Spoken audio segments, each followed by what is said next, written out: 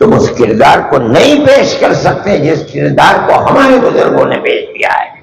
یہیں سے شیخ الہند پیدا ہوئے، یہیں سے مفتی کفایت اللہ پیدا ہوئے، یہیں سے حسین احمد مدنی پیدا ہوئے، یہیں سے حفظ الرحمان پیدا ہوئے، وہ لوگ جنہوں نے اپنی جانیں قربان دی۔ آج قبرستان کے اندر پڑے ہوئے دنیا جانتی ہے، بدقسمتی ہے مسلمان نہیں جانتا کہ اس کے باپ دادا کی تاریخ کیا ہے، ملک کی آزادی ہے۔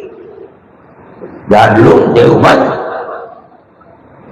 آج یہ آوازیں دنیا کے اندر اٹھتی ہیں کہ دارالعلوم دیوبند کے اندر شیو جی کا لنگ ہے۔ ارے پاگل، عقل و خرد سے جنون مجنون، تم دارالعلوم کے بارے میں تمہارے اندر اگر تم نے ماں کا دودھ پیا ہے تو دارالعلوم کی اس تاریخ کو زندہ کر کے دکھاؤ۔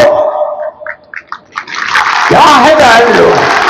تم کیا جانو دارالعلوم کس چیز کا نام ہے؟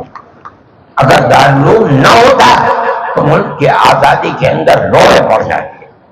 حضرت شیخ الہند رحمۃ اللہ علیہ نے ملک کے اندر باہر نکل کر کے افغانستان کے اندر آزاد حکومت قائم کی، اور ان کے ذہن کے اندر یہ بات نہیں تھی کہ ملک کے اندر حکومت مسلمان کی ہوگی۔ اس آزاد حکومت کے اندر سنو اس بات کو، مولانا عبید اللہ سندھی، مولانا برکت اللہ بھوپالی، اگر یہ لوگ اس حکومت کی بنیاد تھے تو اس کا صدر راجہ مہندر سنگھ پرتاپ کو بنایا تھا۔ اس کا مطلب یہ ہے کہ وہ ملک کے اندر مسلم حکومت نہیں بنانا چاہتے تھے، ملک کے اندر ملک کے بسنے والے ہندو اور مسلمانوں کی ملی جلی حکومت بنانا چاہتے تھے۔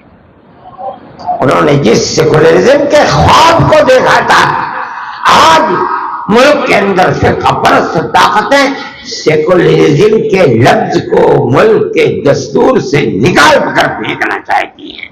ہمارے اکابر نے ملک کے اندر سیکولرزم کا تصور دیا ہے۔ کون مائی کا لال ہے جو اس تاریخ کا مقابلہ کر لے یا اس کو ڈھکیل لے؟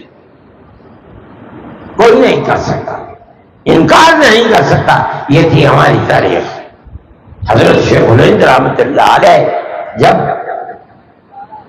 سعودی عرب سے طائف سے گرفتار کر کے اپنے ساتھیوں کے ساتھ مصر بھیجے گئے اور مصر سے اٹھا کر کے ان کو مالٹا کی جیل کے اندر بھیج دیا گیا، کانگریس کے لوگ جانتے تھے ان کی اس تاریخ کو۔ کوئی اور مائی کا لال ہندوؤں کے اندر نہیں ہے جس نے ملک کی آزادی کے لیے یہ قربانی دی ہو کہ 7 سمندر 4 سال اس نے انگریز کی قید با مشقت کو کاٹا ہے۔